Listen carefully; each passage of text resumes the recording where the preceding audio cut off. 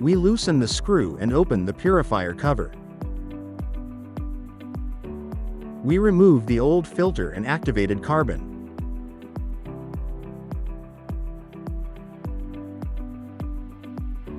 When installing the new activated carbon and filter, we make sure the arrows point toward the air outlet.